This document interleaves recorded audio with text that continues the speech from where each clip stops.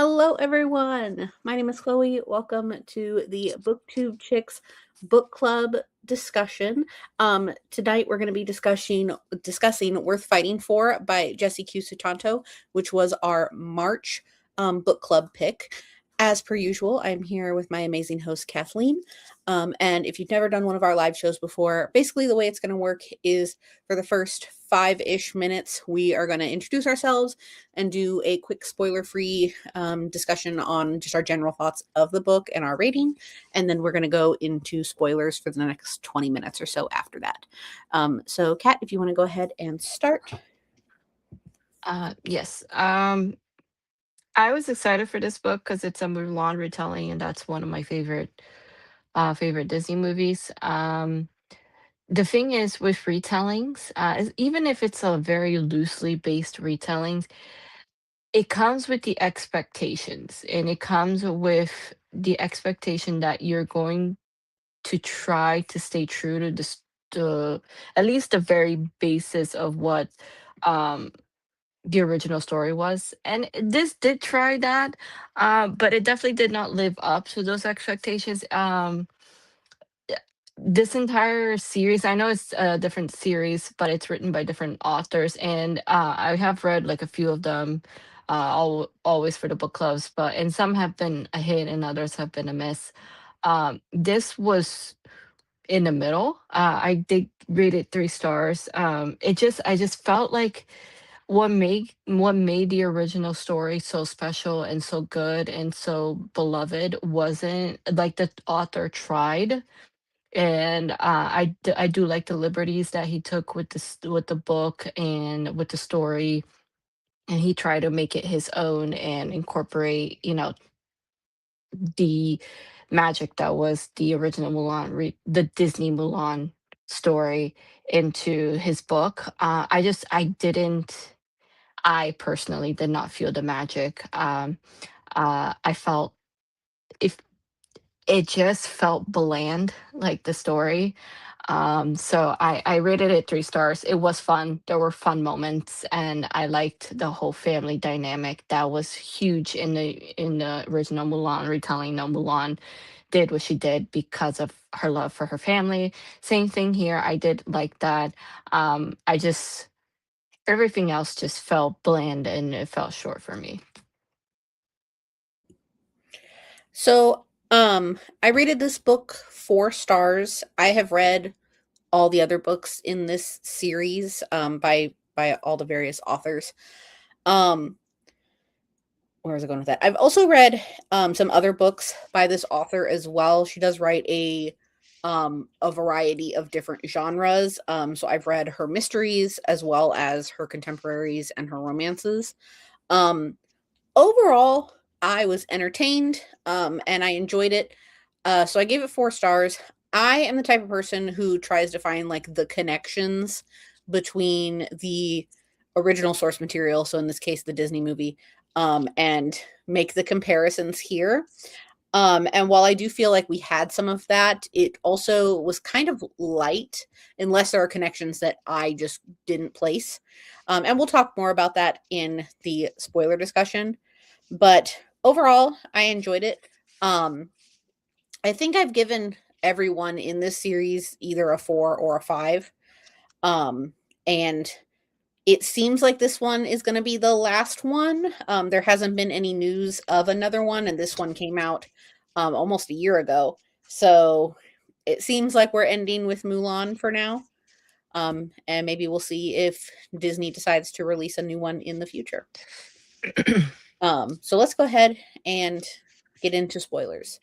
Is there anything in particular you wanted to start with? I know you have read it more recently than I have. No, I didn't have anything in particular that I was dying to get off my chest. Mushu is 100% Aquafina in my head. Like just the quips that she had, the lines. I was like, this is literally Aquafina in any of her movies. Yeah, I think Mushu in the book was the only part that I truly like 100% enjoyed. Like I didn't have any issues with Mushu. He She was entertaining. Um, and I liked the quips, the talks, the how playful the character was, and she was definitely an enjoyable character, and it did a little reminisce with the Mushu from the movie, from the Disney movie.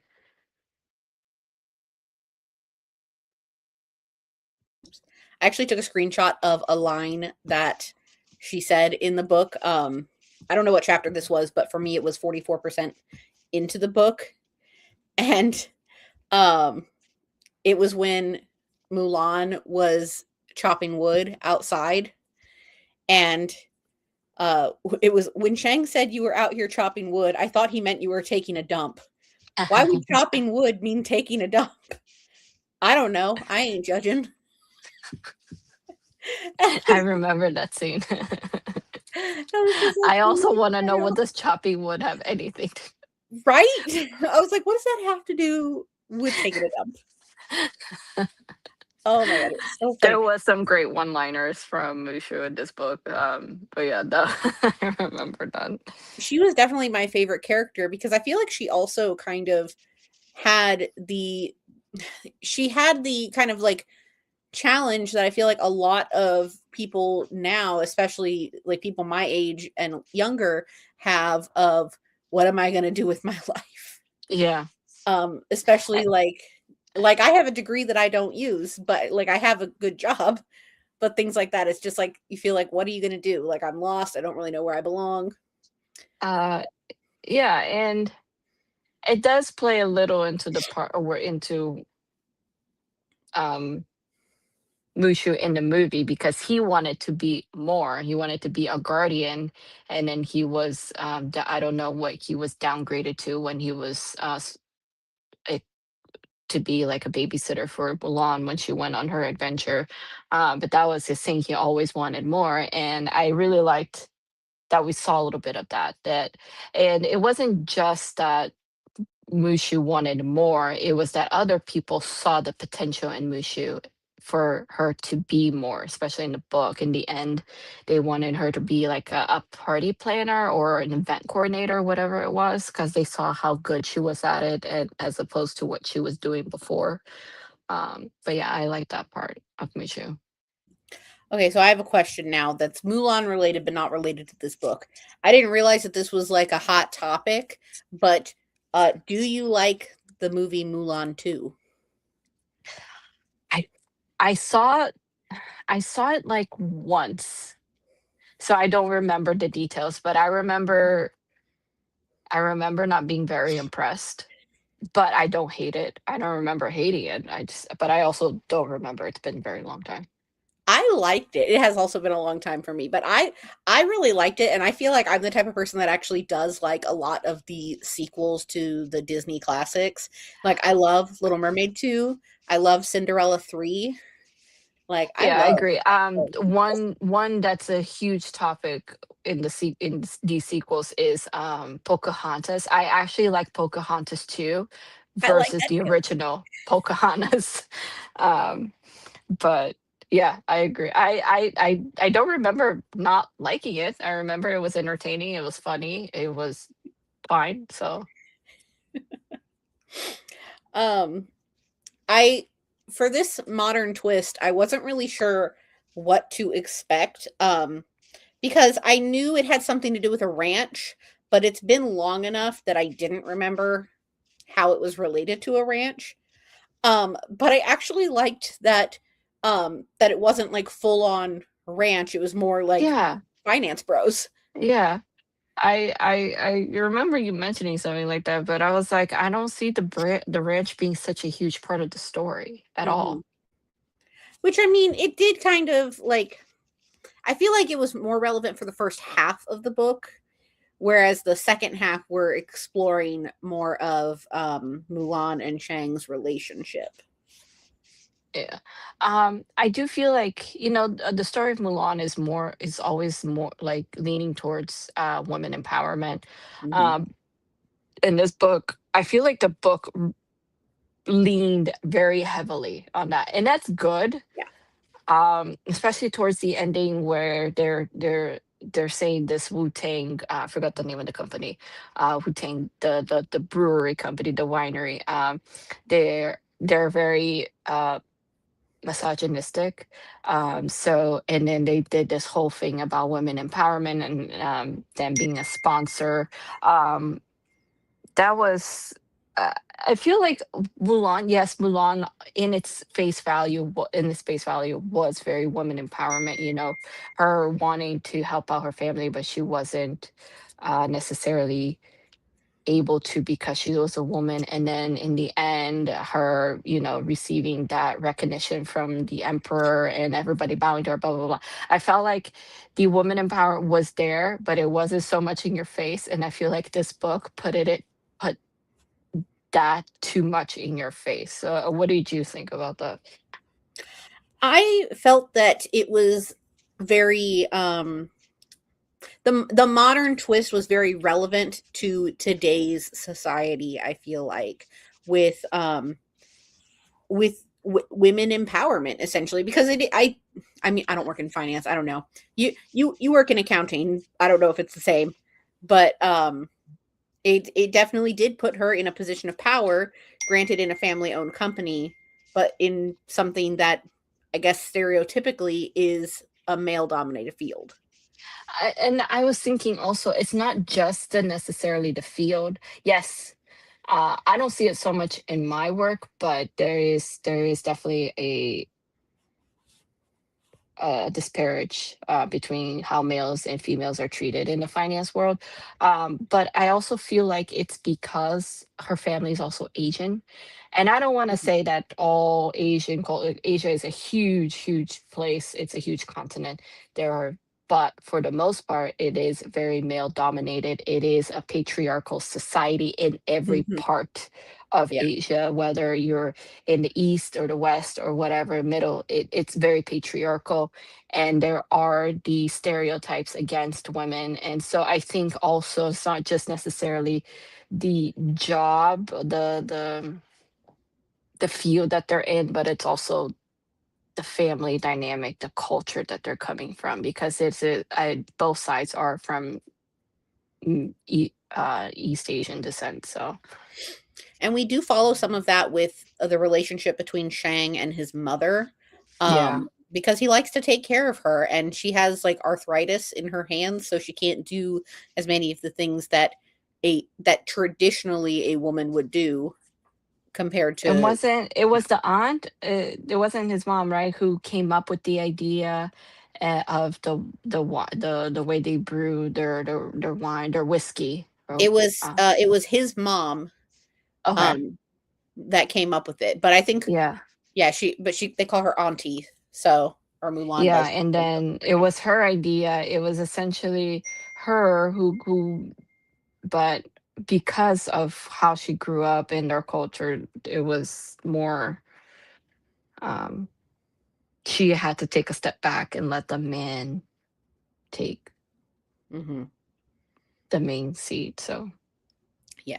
I do like that she entered her villain era at the end, when the idea the idea to get all of the family to the women entrepreneur event was her idea and happened all under the table. I loved that. yeah. Yeah, I Um, like that too. I like that she finally stood up for herself a little bit. yes. And there was something else that was related, I feel like. Um, oh, I I wish that there had been a grandma character. Um, Oh I yeah, that's right. didn't even think about it until I finished the book. I was like, "Where was grandma?"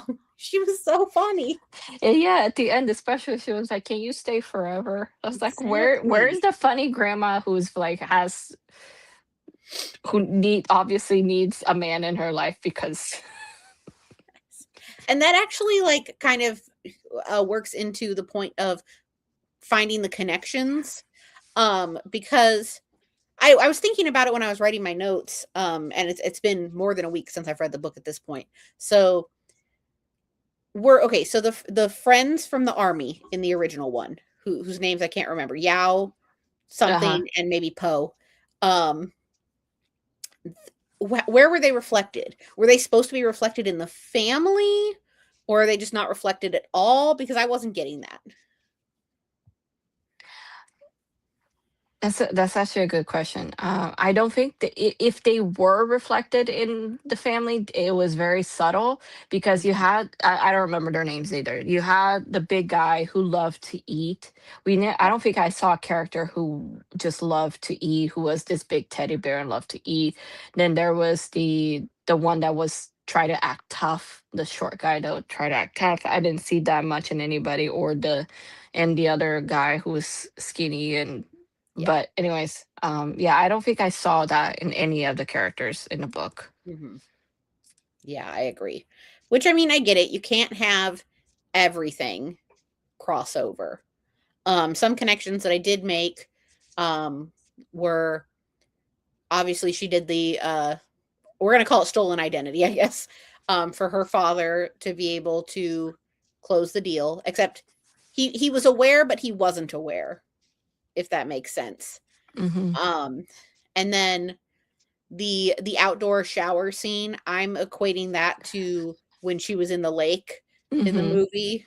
Yeah. Yeah. Um, and then oh shoot, there was another one. There was I also the horse, because in the yes, the movie, horse. the horse, she eventually, like, befriended the enemy's horse, and in the book, there was that scene where she Yes. befriended, like, an unfriendly horse, so There was also a mention from Mushu in this book that she learns a lot of things on TikTok. And I cannot overstate how true that is enough. I have learned so many things on TikTok. I'm not on TikTok anymore, but before everything kind of blew up with TikTok, I used that so much to learn things. yeah. Especially things like in the kitchen, like cooking related things.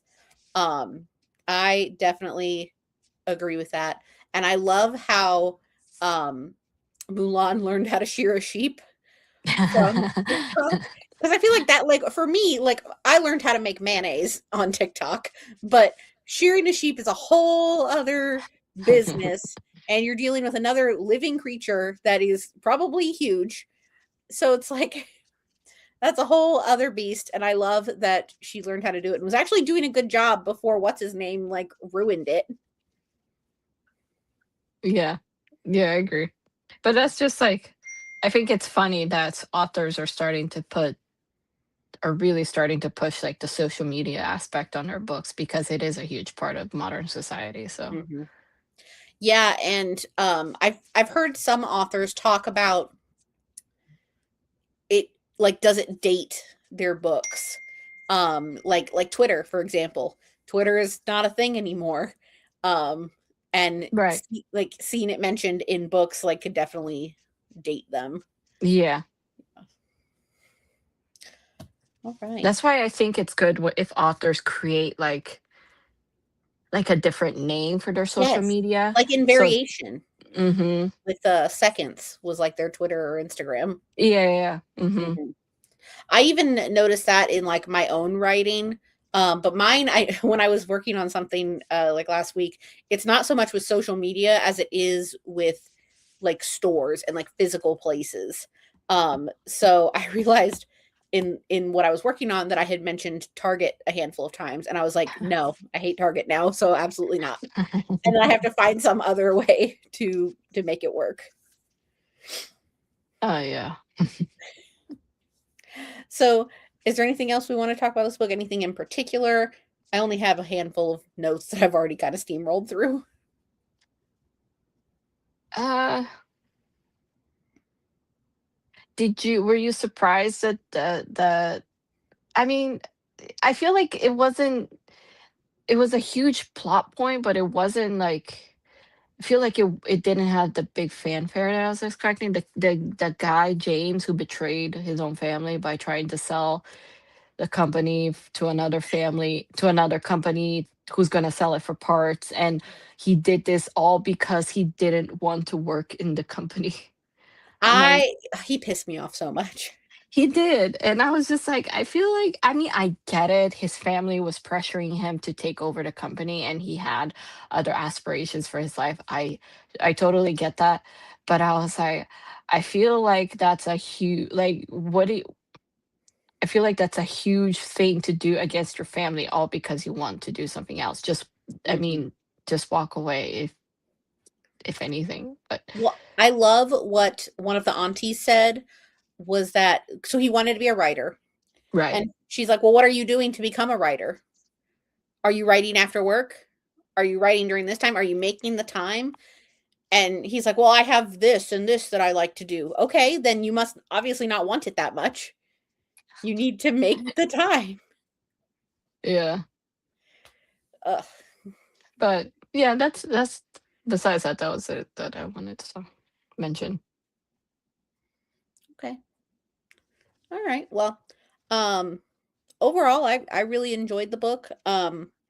I give it 4 stars and I'm definitely interested in um seeing if Disney will release any other books in this series. I think there's only like one that you haven't read at this point, right? It doesn't I think it's the first one. No, how Oh no, many are there's there? 2. So, okay, I'm looking at them on my shelf. There's 5 total.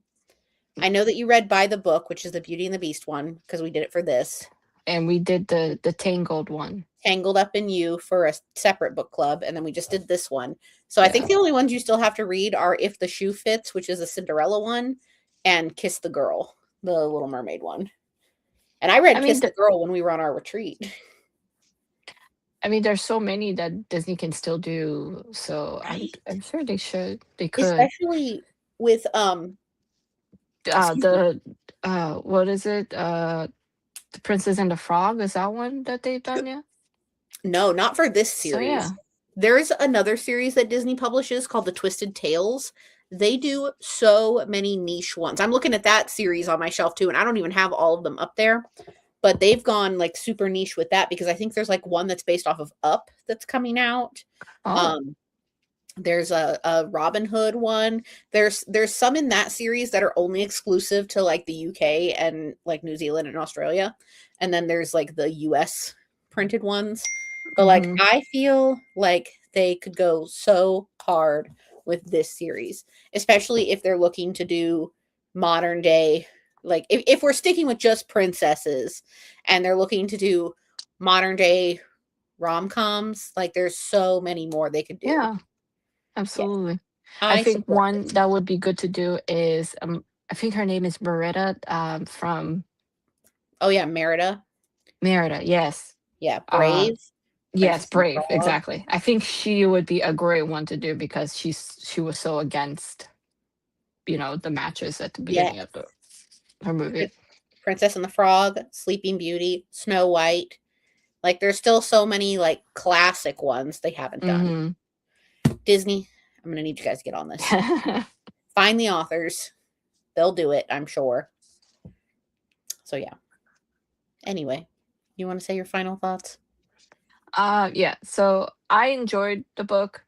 I didn't love the book, so I gave it 3 stars. I felt because Mulan happened to be one of my favorite Disney movies, and I had bigger expectations when it comes to Mulan retellies.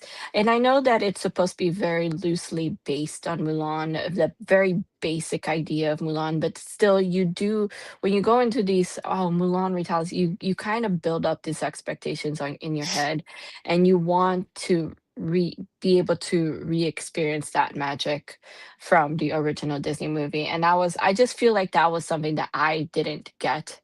So hence the 3 star. I still enjoyed very much different parts of the book. Mushu I thought was greatly developed in the story. Um, the romance was a little cringy at times, but I enjoyed it. The family dynamic I enjoyed. I just wish I saw more of the original Mulan book movie in the book. We mentioned we never saw Grandma. I don't think we saw any of the 3 soldier friends that were in the movie, and they were a huge part in the movie. I don't think we ever saw that. Um, we saw bits and pieces of the movie in the book. So, That was just me. I just feel like I didn't see enough of the movie in the book. But I enjoyed it still, so that's why I gave it 3 stars. Justice for grandma. Okay, so talking about next month, which is now April, the next book that we're going to be reading, I don't have a physical copy of, but is We Deserve Monuments by Jazz Hammonds. We're going to be talking about this book at the end of the month, which is just a couple of weeks away. Hold on, I have my calendar and I'm not even looking at it. Our meeting for that is going to be on Sunday, April 26th at 7 p.m. Eastern on my channel. If you don't follow us on Instagram, you definitely should. It is at Booktube Chicks, where we talk about everything that we host here. So that's just 3 short weeks away, and we'll be discussing We Deserve Monuments. And then also on April 17th, which is a Friday, we're going to be having Pages and Pals over on Kat's channel, which is linked in the description below. Pages and Pals is just an hour of reading and or productivity time. Whatever you're currently reading, we're not reading anything specific. Just bring whatever you're currently reading, and we'll have an hour of reading time. And then Quarterly Romance is coming up. I don't remember what we're reading. Because the new quarter has started. Okay, that's not Quarterly Romance. Which one is it? We're going to be reading Rules for Second Chances by Maggie North, which I have a copy of, but not in reaching distance. And our discussion for that, which will be on Desiree's channel at Libri Labra, is going to be on May 3rd at 6 p.m. All of this is going to be posted on our Instagram within the next 24 hours. So just make sure you follow us there for all the information of what's going to be happening in April and the beginning of May. So thank you guys so much for joining us to discuss Worth Fighting For by Jessie Q. Sutanto. And we will see you later this month for our We Deserve Monuments live show. Bye.